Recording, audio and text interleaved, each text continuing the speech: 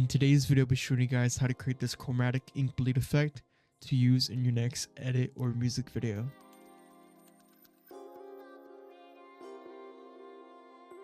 Starting off, I already have my clips right here. It's going to be this ink bleed effect. What I'm actually going to do first is I'm going to add time warp onto this clip. And I'm going to speed it all the way up. So around, let's see. Go here to time warp. And I'm going to bring this up to like 1000, dude.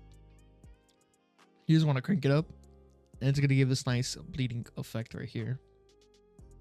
So once I got something like this, you can tell it's obviously more better than how it is right here. It just comes in more faster.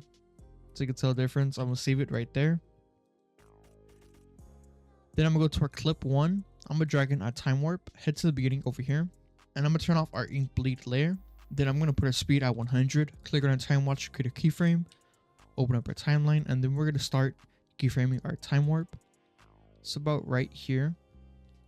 I'm going to bring it down to 25. Then I'm going to highlight these two keyframes. I'm going to press F9 on my keyboard to ease. And yeah, once we got something like this, I'm going to highlight both of these keyframes.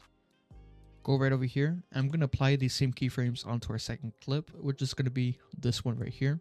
So once we have all of our time warp onto all of our clips, I'm going to add a nice couple effects to our clip 2 right here. So I'm going to go ahead and add a noise effect. Let me type in noise and grain, and drag in our noise effect onto our second clip, which is going to be underneath right here.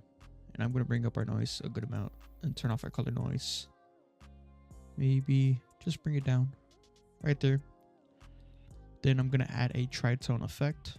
Drag in our tritone effect, and we're going to bring our midtones to around a gray right here. Then once we got something like this, I'm going to save this right here. So once we're done adding our effects right here, which is going to be our noise and tritone, I'm going to scale up our clip a good amount, and I'm going to push it to around right here. And let's see, I'm just going to scale it up, mess around with it, maybe even scale it up more. So we got something like this. Then with our ink bleed effect, I'm going to turn it on. Then I'm going to scale this one up as well. And I'm going to position it. Then once we have this, I'm going to turn on our clip in the middle and turn off our ink bleed effect. Then once after that, I'm going to click our toggle switches mode. I'm going to go right here to our track mat. And I'm going to select the video right here on clip 1. So I'm going to link it to our ink bleed effect. And we're going to go right here and just toggle these on. So you want to make sure you actually have Luma Matte selected. And it's going to be kind of like the sun in the frame. And then once I play it, we actually have our ink bleeding effect right here. So you don't really like how it's taking over the screen. You can go and scale down our clip. So let's see what we can do here. Maybe something like this.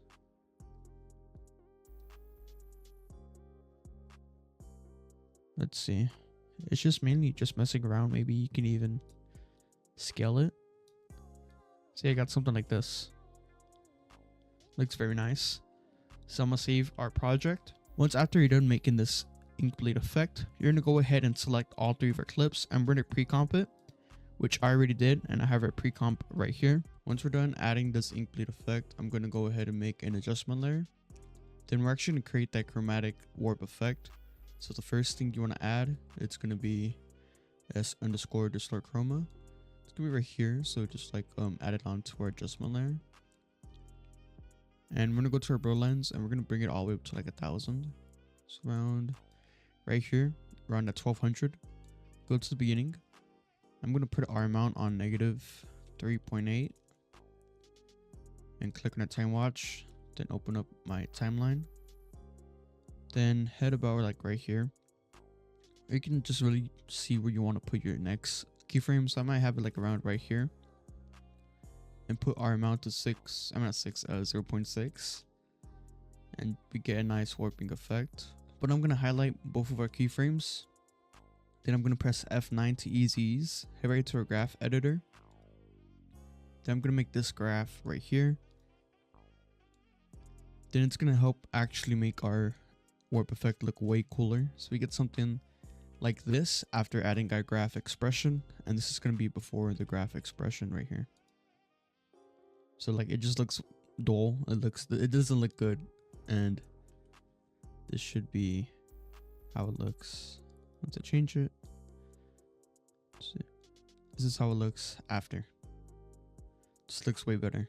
So once after we're done adding our warp effect, the next effect I'm going to add is just going to be a nice glow effect. Go underneath here. I'm going to drag in the base After Effects glow and bring up our radius just a bit. Close this out. Then I'm going to go ahead and add our exposure effect. Then I'm going to create a nice white flash for the beginning. So I'm going to put our amount on 3.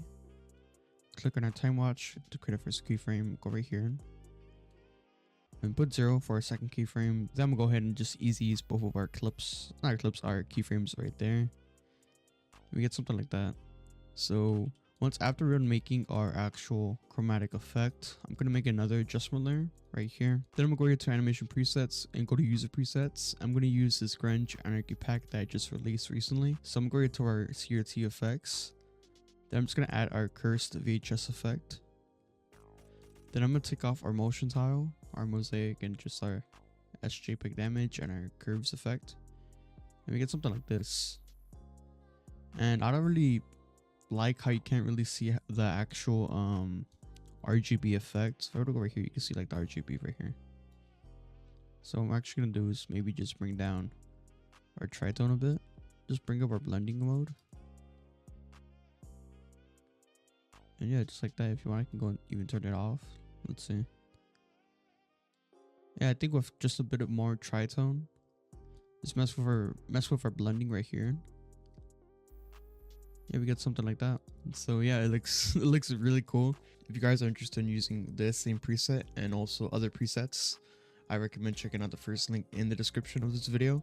The pack's gonna be called the Grunge Anarchy pack.